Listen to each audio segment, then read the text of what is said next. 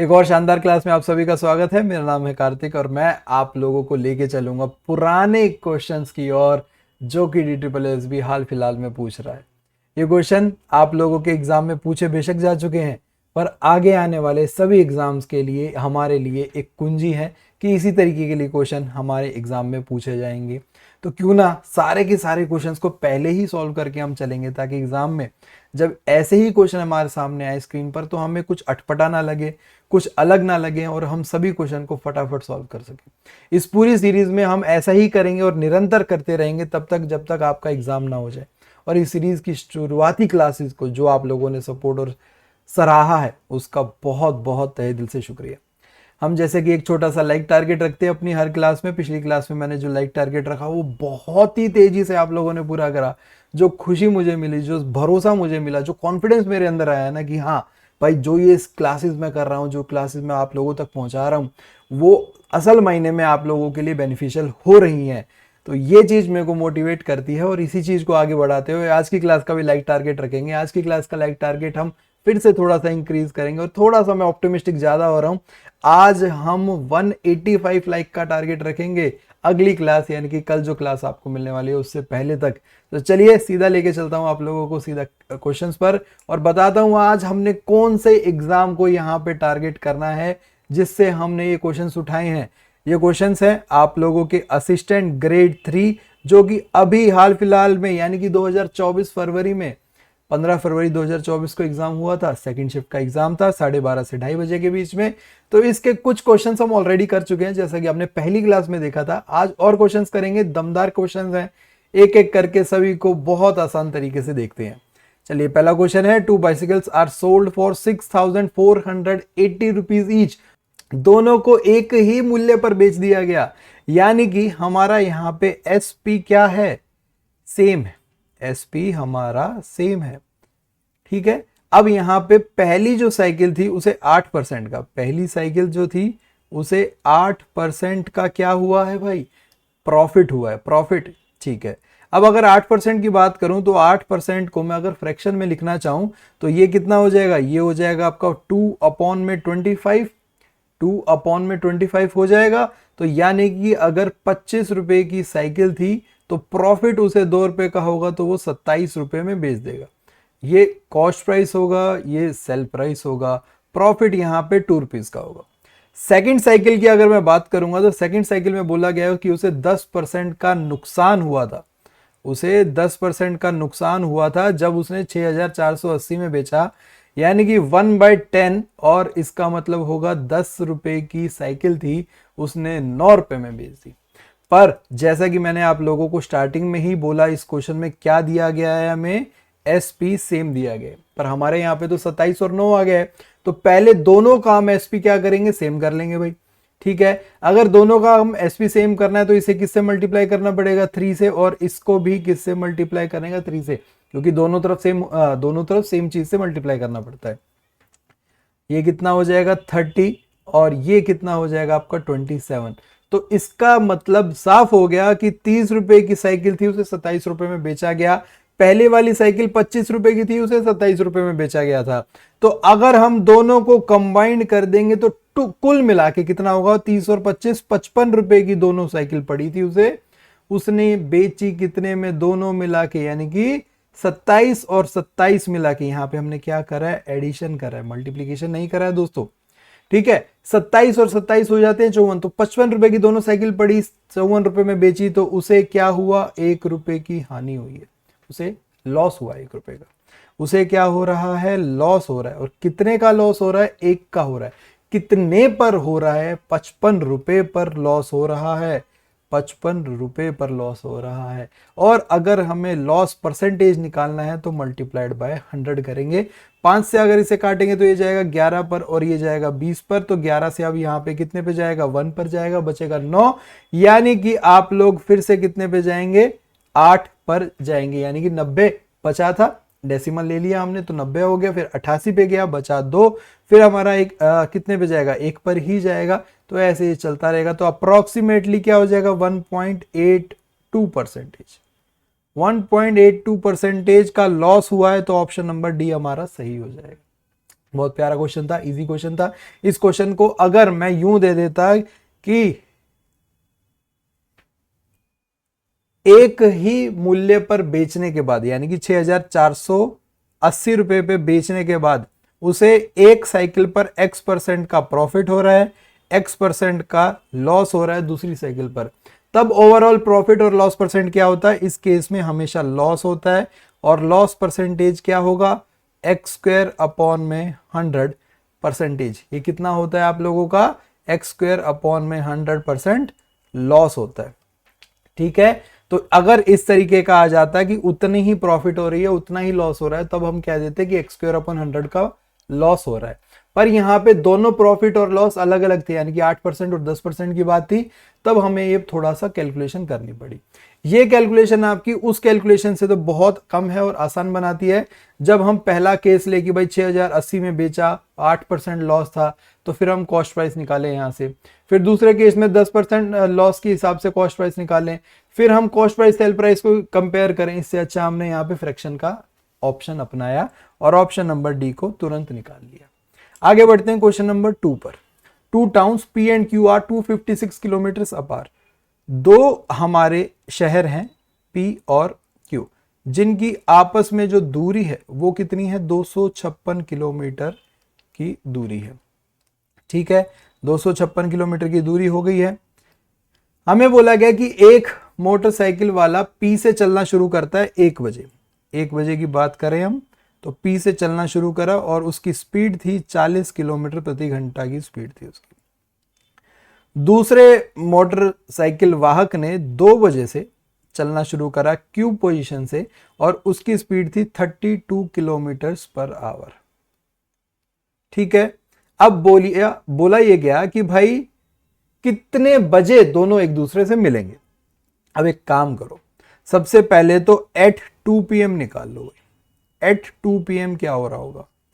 2 बजे जो क्यू से जो चलने वाला मोटरसाइकिलिस्ट था वो अभी नहीं चला, एट 2 PM, एग्जैक्ट 2 PM पे वो चलेगा।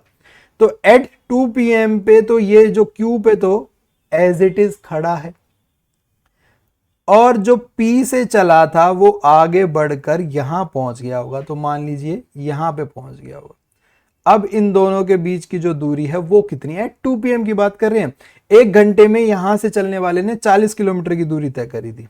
1 घंटे में कितनी दूरी तय करी उसने? 40 किलोमीटर की, क्योंकि उसकी स्पीड 40 किलोमीटर पर आवर है। और यहां पे इन दोनों के बीच में दूरी कितनी रह गई होगी? 256 में से 40 घटा दीजिए तो 216 किलोमीटर दूरी रह गई होगी। कितने बजे? 2 बजे।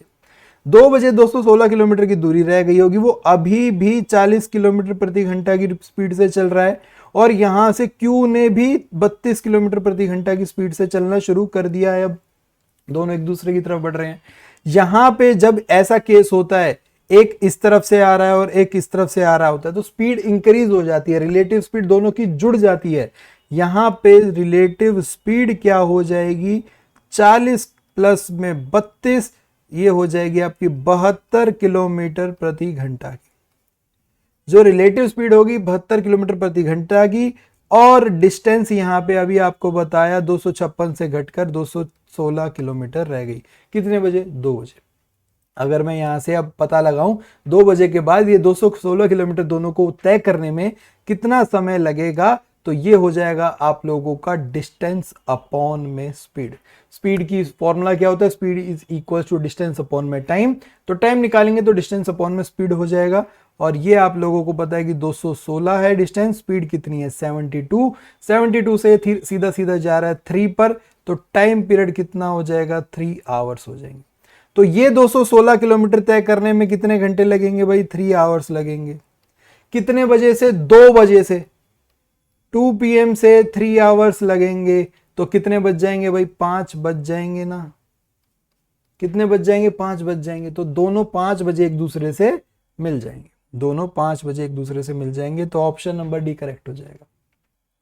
Question number 3rd, one sari was purchased for 644 after getting a discount of 8%, and another sari was purchased for 594 after getting a discount of 1%. Taking both the item as a single transaction, what is the percentage of discount? बहुत easy question है ये भी।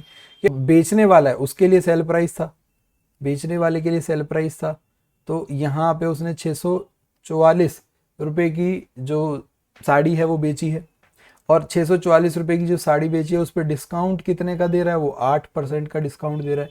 8% का discount है, यानी कि आप लोग इसको यूं मान सकते हैं कि मानो अगर 100 रुपए की वस्तु थी, उस पर डिस्काउंट वो 8% का दे रहा है, तो वो कितनी वैल्यू हो गई है उसकी, 92 हो गई है। उसकी वैल्यू कितनी हो गई है, 92 हो गई है। तो इस बात को मैं ऐसे भी लिख सकता हूं, इस बात को मैं कैसे लिख सकता हूं कि 92 इज इक्वल टू 644। 92 664 के बराबर है। अगर मैं दूसरी साड़ी की बात करूंगा तो यहां पे जो एसपी था वो कितना है, 594 है। उस पे डिस्काउंट हमें कितने का मिल रहा है, 1% का मिल रहा है। तो यहाँ पे क्या हो जाएगा, 99 की वैल्यू कितनी हो जाएगी, 594 हो जाएगी। यहाँ पे 99 की वैल्यू कितनी हो जाएगी, 594 हो जाएगी। ठीक है, 594 हो जाएगी। अगर मैं यहां से सेल प्राइस या फिर मार्क्ड प्राइस निकालना चाहूं, सेल प्राइस तो हमारे पास है, अगर मैं यहां से मार्क्ड प्राइस निकालना चाहूं दोनों का, तो वो क्या होगा, मार्क्ड प्राइस की वैल्यू क्या होगी, यहां से 100 की वैल्यू होगी और यहां से भी 100 की वैल्यू होगी। अगर 92 664 के बराबर है तो 100 की वैल्यू कितनी हो जाएगी, ये 7 पर जाएगा भाई, तो 100 की वैल्यू हो जाएगी 700। अगर 99 की वैल्यू 594 है तो 100 की वैल्यू कितनी हो जाएगी, ये कितने पर जाएगा आपका, 6 पर जाएगा, तो ये हो जाएगी आपकी 600।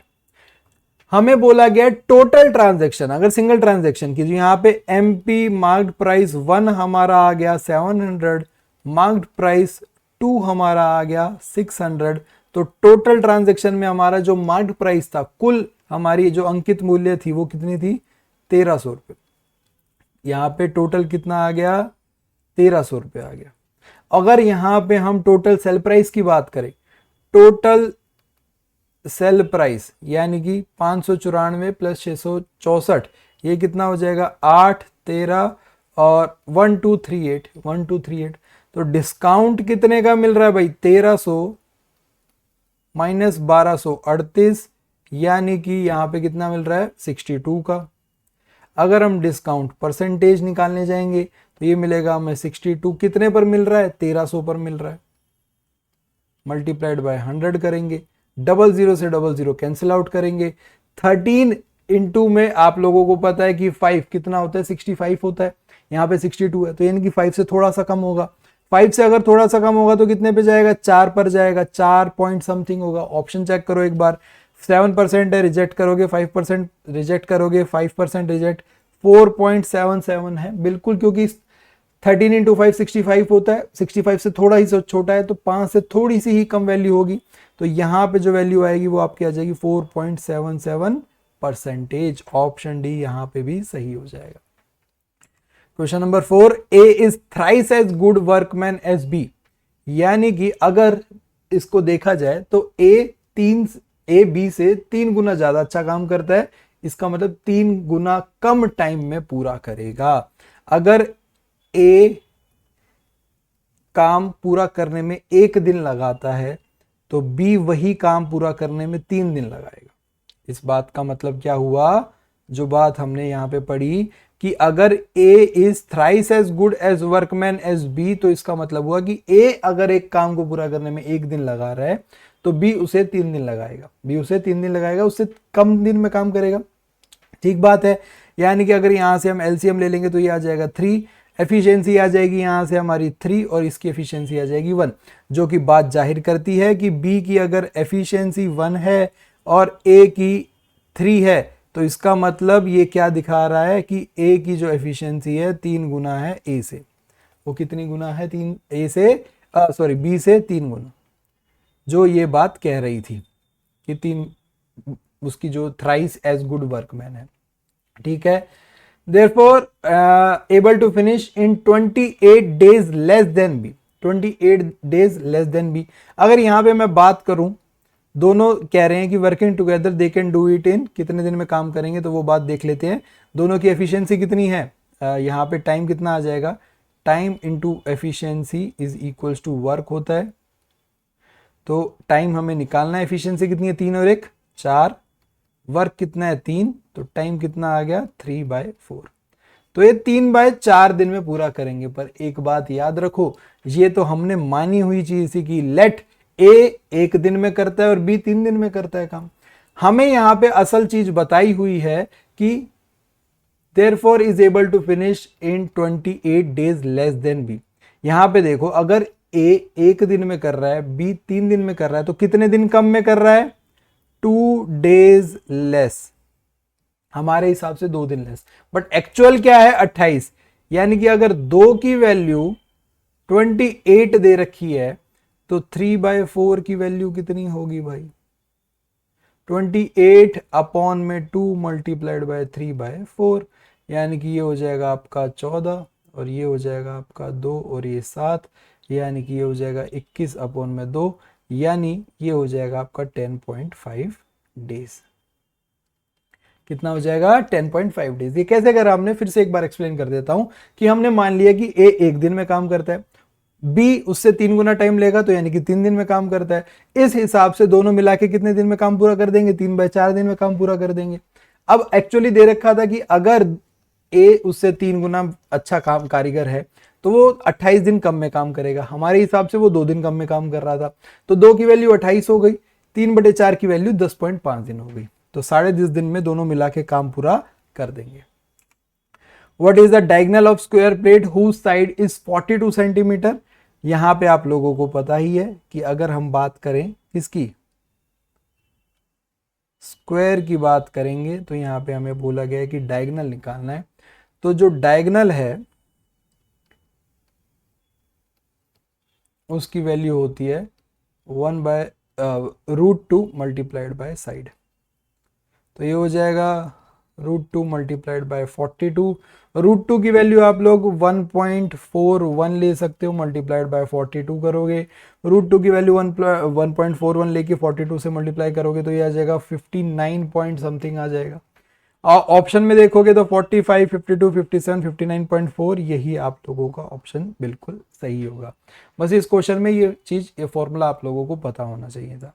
Question number 6, areas of square and rectangle are equal. बहुत प्यारा क्वेश्चन है, इस क्वेश्चन को देखना कि बोलना क्या चाह रहा है। ये हमने एक स्क्वायर बनाया है, इसका जो एरिया है ये किसके बराबर है, ये हमने एक रेक्टेंगल बनाया, इसके एरिया के बराबर है। ठीक है, इसके एरिया के बराबर है, ये बात यहां पे बोली गई है।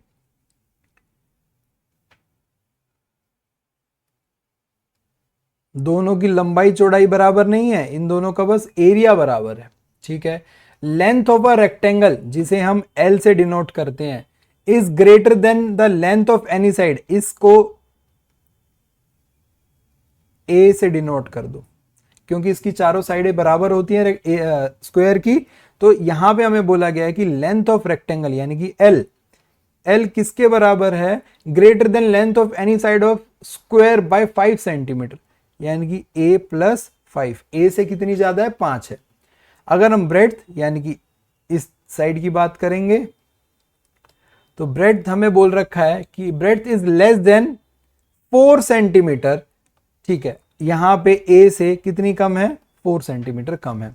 अब हमें बोला गया है कि पेरीमीटर ऑफ रेक्टेंगल निकालना है। अगर मैं पेरीमीटर ऑफ रेक्टेंगल की बात करूं तो पेरीमीटर ऑफ रेक्टेंगल होता है L plus B, 2L plus B. किसका, ये इसका पेरीमीटर। ठीक है, अब हम इसे सॉल्व कैसे करेंगे, क्योंकि हमें जो बात गिवन है वो क्या है, एरिया दोनों का बराबर है। तो हम एरिया ऑफ स्क्वायर यानी कि ए स्क्वायर किसके बराबर रख देंगे, एरिया ऑफ रेक्टेंगल यानी कि एल इंटू बी के बराबर रख देंगे। तो ए स्क्वायर तो एज इट इज रहेगा, यहां पे आ जाएगा ए प्लस में 5 एल की वैल्यू और ए माइनस 4 बी की वैल्यू। ये हो जाएगा आपका ए स्क्वायर माइनस 4a प्लस में 5a माइनस 20 ए स्क्वायर इसके बराबर। ए स्क्वायर से ए स्क्वायर कैंसिल आउट हो जाएगा, 5a में से 4a जाएंगे तो ये कितना हो जाएगा a minus 20 is equals to 0। A की वैल्यू हो जाएगी 20। तो यहां से साइड की वैल्यू आ गई है 20, तो लेंथ की वैल्यू कितनी हो जाएगी 25 और ब्रेड्थ की वैल्यू कितनी हो जाएगी 16। लेंथ की वैल्यू कितनी हो गई 25 और ब्रेड्थ की वैल्यू कितनी हो गई 16। तो यहां पे आप लोग अब पेरीमीटर निकाल लोगे भाई। पेरीमीटर क्या हो जाएगा 25 प्लस में 16, तो 2 × 25 50 और 2 × 16 32, तो 50 प्लस में 32 82 सेंटीमीटर इसका पेरीमीटर हो जाएगा। पेरीमीटर कभी भी स्क्वायर में नहीं आता क्योंकि पेरीमीटर क्या होता है बाउंड्री की कुल लेंथ।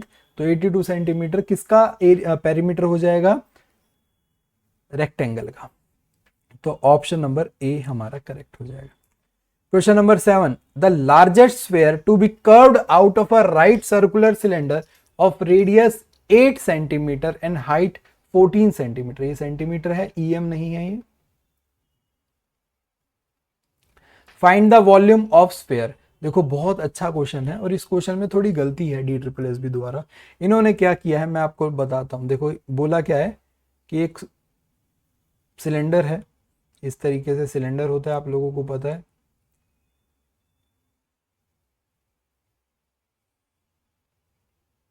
अब इस सिलेंडर में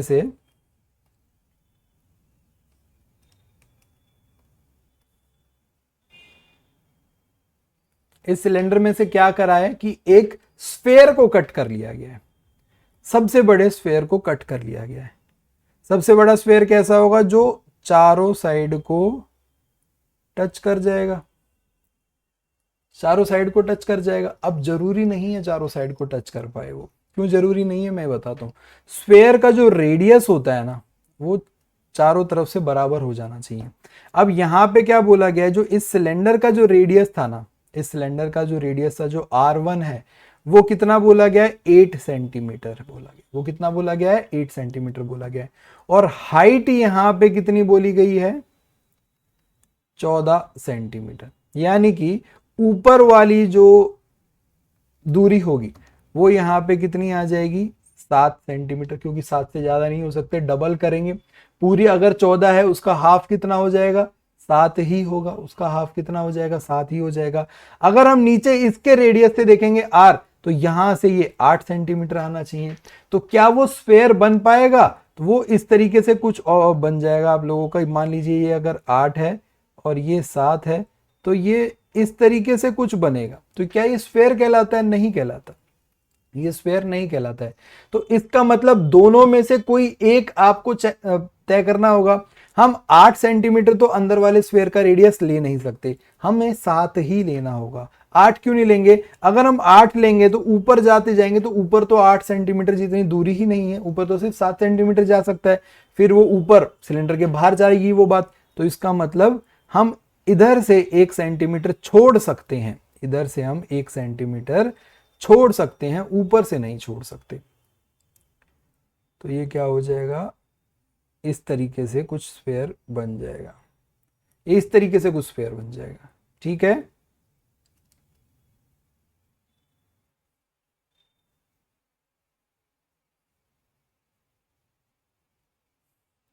तो ये इस तरीके से कुछ स्फेयर बन जाएगा आपका। हमने साइड से छोड़ना पड़ेगा। अब यहां से इसकी जो रेडियस है वो दोनों ही 7 सेंटीमीटर बराबर हो जाएगी। ठीक बात है। अंदर वाले का रेडियस 8 सेंटीमीटर नहीं हो सकता, किसी भी कीमत पर नहीं हो सकता। इस बात को आप लोगों ने पहचान लिया होगा कि बेशक सिलेंडर का रेडियस 8 है, अगर हम स्फेयर का रेडियस 8 लेंगे तो उसके पास ऊपर जाने की जगह ही नहीं बचेगी। ठीक है, अब हमें क्या निकालना है? वॉल्यूम निकालना है स्फेयर का। तो स्फेयर का वॉल्यूम क्या होता है? स्फेयर का वॉल्यूम आप लोगों को स्फेयर का वॉल्यूम जो होता है वो आप लोगों को पता होता है कि 4/3 पाई आर क्यूब। वॉल्यूम क्या होता है 4/3 पाई आर क्यूब, यानी कि पाई हमें बोल रखा है 22/7 लेना। अब आप बोलोगे अभी तक जो आप स्टार्टिंग में बोला कि DSSB ने कुछ गलती करी है ये क्वेश्चन में, वो भी गलती कहाँ है? वो आ जाएगी गलती, थोड़ा सा सब्र कीजिए। रेडियस हमारा 7 है तो 7 × 7 × में 7, 7 से कैंसिल आउट हो जाएगा। ये हो जाएगा आपका 88 मल्टीप्लाइड बाय 49 अपॉन में 3। 88 मल्टीप्लाइड बाय 49 अपॉन में 3। आप लोगों का आंसर आएगा 1437.33। 1437.33 ऑप्शन में कहाँ है? ऑप्शन में तो है ही नहीं। क्यों नहीं है ऑप्शन में? क्योंकि कमबख्तों ने सॉल्व करते हुए r की वैल्यू 8 ले ली, जो कि अपने आप में लॉजिकली इनकरेक्ट है। 8 ले ही नहीं सकते। अगर हाँ यहां पे ये कह देते कि हाइट कितनी है, 16 सेंटीमीटर है, तब रेडियस हम उसका अंदर वाले का 8 ले सकते थे। पर अगर हम 8 रेडियस ले रहे हैं तो यहां पे तो हाइट को 16 या 16 से ज्यादा होना चाहिए था। हाइट को 16 या 16 से ज्यादा होना चाहिए था, तभी जाके हम लेते हैं। अगर ऐसा कोई केस आता है कि जो रेडियस सिलेंडर का रेडियस 8 है और हाइट अगर 14 है, तो उस हिसाब से जो रेडियस बनेगा वो 7 है, तो जो छोटे वाला रेडियस होता है उसी को लेते हैं। क्योंकि जैसे ही मैंने इसको देखा, ऑप्शन हमने देखे नहीं है, हमने 8 लेके सॉल्व करा, तो 8 लेके सॉल्व करते ही ये ऑप्शन सी आ गया आंसर। ये अपने आप में ये क्वेश्चन का जो सॉल्यूशन है वो गलत है। इस बात को आप लोगों को ध्यान रखना है कि कभी भी अगर ऐसा कोई क्वेश्चन आए तो ऑब्वियसली बात है हम बाद में इस पे ऑब्जेक्शन लगाएंगे। आंसर के आने के बाद ऑब्जेक्शन लगाया जाता है। बट अगर आपके पास ऑप्शन में कोई कमी नहीं है, सब कुछ सही है, तो आप लोगों को हमेशा छोटे वाला रेडियस लेना होता है। ठीक है, सब समझ में आ गया। आप चाहो तो 8 लेके सॉल्व करना, तो इसको सी ऑप्शन आएगा, पर वो लॉजिकली गलत है, सी ऑप्शन नहीं आना चाहिए। In a flight of 750 km, an aircraft was slowed down due to bad weather. Its average speed for the trip was reduced by 250 km per hour, and the time of the flight increased by 30 km per hour. Time of the flight increased by 30 minutes. Duration of flight. देखो बोला क्या क्या है, एक flight की दूरी है 750 kilometre. Bad weather की वजह से वो धीरे हो जाता है, उसकी जो स्पीड है उसमें कमी आ जाती है 250 किलोमीटर प्रति घंटा की कमी। यानी कि पहले ए था, मान लो 1 किलोमीटर पर आवर था, तो अब कितनी की कमी आ गई? ए माइनस 250 किलोमीटर की स्पीड हो गई। अब टाइम पहले जो था टी था, अब उसमें 30 मिनट लग रहे हैं। हमसे पूछा गया ड्यूरेशन ऑफ फ्लाइट, तो हमें टी की वैल्यू निकालनी है। हमें क्या निकालनी है? टी की वैल्यू। तो ये क्वेश्चन मैं आप लोगों को आज दे रहा हूँ होमवर्क। बहुत ही इंटरेस्टिंग क्वेश्चन है, इसमें आप लोगों का बहुत अच्छा दिमाग लगेगा और हो सकता है बहुत सारे साथियों से क्वेश्चन सॉल्व हो भी ना। पर मैं चाहता हूं कि पहले आप लोग इस पे खुद दिमाग लगाएं, और अगली क्लास से पहले सबसे पहले मैं ये क्वेश्चन सॉल्व करवाऊंगा आप लोगों को। अगली क्लास में जरूर जुड़ना इस क्वेश्चन के सॉल्यूशन के लिए। पर पहले खुद से इसको सॉल्व करो, चीजें समझ में आती हैं तो करिए उसे सॉल्व होता है तो कमेंट बॉक्स में कमेंट करना इसका सही आंसर, नहीं सॉल्व होता है तो भी कमेंट करके बताना कि नहीं हुआ। अगली क्लास में जुड़ना, सबसे पहले इसी को सॉल्व करेंगे। Next, which of the following yield maximum discount on 62500, two successive discount of 6% and 6%। Successive का फॉर्मूला आप लोगों को पता है, 6 प्लस में 6 माइनस 6 इंटू 6 अपॉन में 100, यानी कि ये कितना हो जाएगा? 12 माइनस 36 अपॉन में 100, यानी कि 12 माइनस 0.36, तो ये किसके बराबर हो जाएगा? 36, यानी कि 64 के बराबर हो जाएगा, तो 11.64%। जो दोनों का अगर सक्सेसिव का मैं एक डिस्काउंट बनाना चाहूंगा तो वो 11.64 के बराबर होगा, यानी कि दोनों का जो इक्वलेंट है वो किसके बराबर है? 11.64% के बराबर है। यहाँ पे तो हमें बोला ही गया है कि 12% की छूट मिली गई है। यहाँ पे बोला गया 10% और 2% का क्रमिक छूट है, यानी कि 10 प्लस में 2 माइनस 10 इंटू 2 अपॉन में 100, यानी 12 माइनस 0.2, यानी कि 11.8। तो यहां से हमें जो इक्वलेंट वैल्यू मिल रही है वो 11.8% की मिल रही है। अब हमें बोला गया कि ये 3 ऑप्शंस थे, इन तीनों में सबसे ज्यादा डिस्काउंट 62,500 पे किस पे मिलेगा? खुद देखो ना, 11.64%, 11.64%, 12% और 11.8%, तो सबसे ज्यादा डिस्काउंट तो 12% में ही मिलेगा भाई।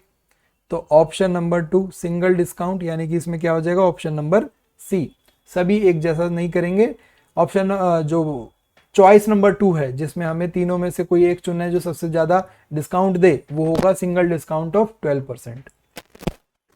Two friends A and B started a business with an initial capital contribution of 3.5 lakh and 7 lakh. A और B ने एक बिजनेस शुरू करा, एक A ने लगाए 3.5 लाख, B ने लगाए 7 लाख। तो यानी कि ये कितना रेशियो में लगाया पैसा? 1:2 में पैसा लगाया उन्होंने। At the end of the year business made a profit of 33,000 का प्रॉफिट हुआ। प्रॉफिट कितने का हुआ है? 33,000 का प्रॉफिट हुआ है। अब दोनों का जो शेयर है प्रॉफिट में वो किस हिसाब से होगा? यानी कि दोनों ने 1:3 में लगाया था, दोनों की कुल पूंजी कितनी हो गई? 3। तो प्रॉफिट भी कितना हो गया? 33,000, यानी कि 3 की वैल्यू 33,000 के बराबर। क्योंकि जितनी मात्रा में निवेश करा जाता है उतना ही मात्रा में आपको प्रॉफिट मिलता है। यानी कि अगर कोई एक हिस्सा लगाएगा इन्वेस्टमेंट में तो उसको एक हिस्सा ही प्रॉफिट मिलेगा। कुल मिला के 3 हिस्से थे तो 3 हिस्से 33,000 के बराबर थे। एक हिस्सा किसके बराबर हो जाएगा? 11,000 के बराबर। और 2 हिस्से किसके बराबर हो जाएंगे? 22,000 के बराबर। यानी कि ए का जो मुनाफा होगा वो होगा 11,000 का और बी का मुनाफा होगा आपका 22,000 का। ये वर्बल क्वेश्चन था, इसमें पेन भी नहीं चलाने की जरूरत थी। आप लोगों का जो आंसर है वो यहाँ पे ये 11,000 है। ऑप्शन में ये गलती है। ऑप्शन नंबर डी आपका 11,000 का होना चाहिए था, 11,000 और 22,000। ऑप्शन नंबर डी आप लोगों का सही है। उम्मीद करता हूँ कि सारे साथियों को ये सारे क्वेश्चन समझ में आए होंगे। फिर मुलाकात होगी आपसे एक नई क्लास में, और इसी सीरीज को पूरा देखना एंड तक, जब तक हम ये सीरीज लगातार आप लोगों के लिए लाते रहेंगे।